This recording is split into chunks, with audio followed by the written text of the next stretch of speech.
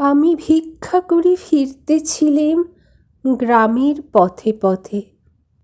তুমি তখন চলেছিলে তোমার স্বর্ণরথে। অপূর্ব এক স্বপ্ন সম লাগতেছিল চক্ষে মম। কি বিচিত্র শোভা তোমার, কি বিচিত্র সাজ! আমি মনে ভাবতেছিলেম এ কোন মহারাজ। আজি শুভক্ষণে রাত পোহালো, ভেবেছিলেম তবে আজ আমারে দ্বারে দ্বারে ফিরতে নাহি হবে। বাহির হতে নাহি হতে কাহার দেখা পেলেম পথে। চলিতে রথ ধনধান্য ছড়াবে দুই ধারে। মুঠা মুঠা কুড়িয়ে নেব, নেব ভারে ভারে। দেখি সহসা রথ থেমে গেল আমার কাছে এসে।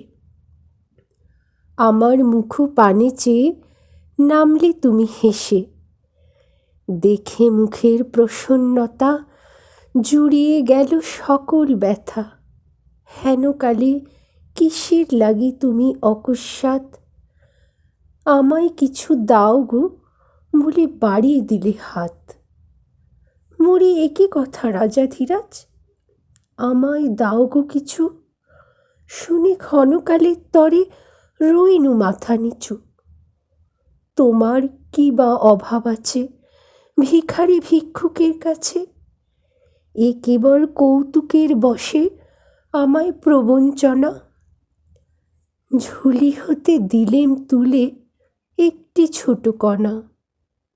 যবে পাত্রখানি ঘরে এনে উজাড় করি, এ কি ভিক্ষা মাঝে একটি ছোট সোনার কণা দেখি। দিলেম যা রাজ ভিখারিরে, স্বর্ণ হয়ে এলো ফিরে। তখন কাঁদি চোখের জলে দুটি নয়ন ভরে।